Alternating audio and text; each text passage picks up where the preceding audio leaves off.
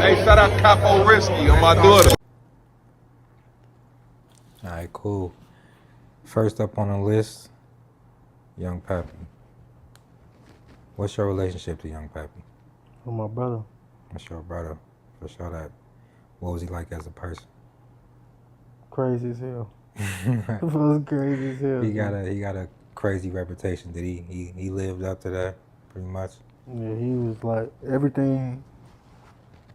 He was goofy too, like goofy ass nigga G, like just funny as hell doing shit. I mean, one time we was at this hotel party and shit. Hella bitches around there for you feel me? The nigga had a taser, bro. He going around fake taser. He come sit next to me. I'm just knowing he finna do some dumb shit, bro. I look at him, like, so we look at each other like, he tase my ass. Like, checking on the floor and shit. I get up, we finna fight. He, 40, calm down. You from Lawrence? And I'm from Lawrence. We ain't finna do that. I bet you just tased me, boy. Cause you talking about we get the two. His ass was funny as hell. He was like the life of the party, no matter if it was a party or not. You feel me? That's real energy. Every time you see that man, for it's just nothing but energy. What was your what's your favorite memory about him? Shit, my favorite memory of Pap most definitely gotta be right before he dropped Night After Night. I'm coming out the crib, walking to the hood, cause my crib was in the hood. You feel me? So I'm coming out the crib. Folks walking down the street. We meet up and shit. He started rapping this shit to me. It was like before he dropped it and shit. He had just recorded it. He rapping this whole song to me and shit. And then, what's your craziest story with Pap that you can talk about? I ain't on no Vlad shit, gang. Craziest story with Pap. Oh yeah, the mixtape release party, for sure. You heard about that shit? No. The SWAT team, 6-hour standoff. Oh, I think they may have heard about that shit. Tell the fans about that shit. That shit was crazy. That shit was past crazy for like, we having a real life standoff with 12 SWAT. They outside the door, they outside the crib, surrounded that bitch. We still in that bitch partying. We still in that bitch smoking and drinking, doing all type of shit. There's a million hoes in that bitch, a million niggas in that bitch. They kicked that bitch in like at 7 in the morning. They kicked that bitch in, take everybody to jail. Everybody, the whole party, everybody went to jail. Bro. We gonna matter of fact, nah, we gonna go straight to jail. Since you bring that up. You ever been arrested? Obviously, right. You ever been to the county? You said that like you've been to the county a couple of times. Yeah. How many times have you been to the county? A lot. Too many to count type shit. What's the longest stretch you ever did? Shit, I did a year. What you be eating in that bitch, bro? Like, bro, I know you ain't going for no bologna sandwiches, gang. Hell like, no, you got some commissary or something? I always have commissary, bro. Like, for... Not always. I ain't gonna sit here and lie to motherfuckers. Yeah, sometimes niggas be f***ed up. You know how it goes. Sometimes it was f***ed up in that bitch, but as I got older and shit, I got, commissary, making dips.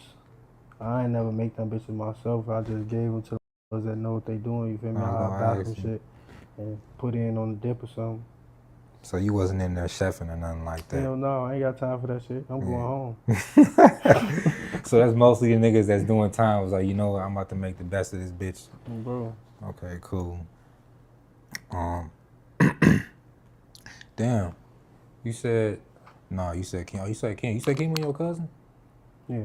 PBG Kemo your cousin? Let me see. I think I got some questions on PBG Kemo. Well, I may have to lead it down. PBG Kemo had a 16ShotEm interview like a year ago or something like that. I didn't really watch the whole thing, but like BU Double seemed kind of heated about a couple of things that he said in that interview. It just, I don't know. He said, don't quote me, but I guess, I don't know if he was pointing the finger at, how do you feel about him saying, quote unquote, it's not the exact quotes. When he was talking about Pappy's death, he said something along the lines of, he didn't die on our block, he died on his brother's block or something like that. He never would have died over here or something like that. He said something to that. Did you see that interview? Yeah, I seen it. And when you seen that, like, how did you take that? I mean, shit. Certain things you're not supposed to say, to be honest, you feel me? But if folks had, like, the right niggas around him, like, you feel me, he wouldn't have died for sure. 100% he wouldn't have died. But that don't mean if he was over here or over there, you feel me, that shit really don't matter. But if he had the right niggas and certain niggas that was in play around that time with him, then that shit wouldn't have happened, bro. I know motherfuckers would have jumped in front of bullets for him. Feel me? Motherfuckers would have shielded him and got hit theyself. You know? It was really one of those. Okay, cool. I mean, it was said, I don't know where I got this from in the notes, but it's, I guess he called Diddy. I guess Diddy made, he didn't answer, or D-Mac was locked up, Spaz was locked up. So, I mean, there wasn't a lot of his homies that was accessible to him at that time anyway, so he probably was hanging around some fool-ass niggas. I ain't gonna say they was fool. Or I ain't gonna say too many details, you feel me? But he wasn't around the right people. there was a better selection of people he could have been around. 100%. Matter of fact, he wasn't even supposed to be out there. He wasn't even supposed to be out there at all. You feel me? Like, at all. Folks got every label you could think of, bro, was in his phone, G.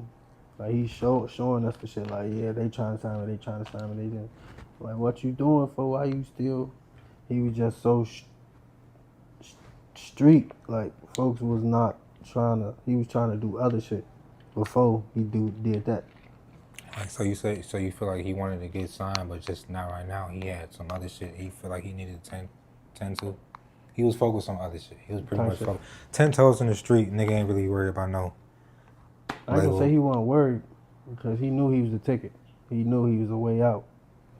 But he just had his mindset on other shit before. Okay.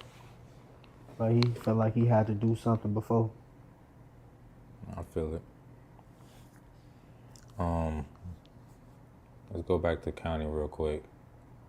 We not on no bologna sandwiches though. What's the craziest shit that you seen in there?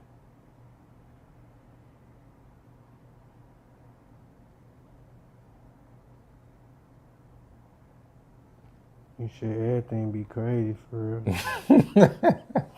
Hey, shout out Capo Risky on my daughter.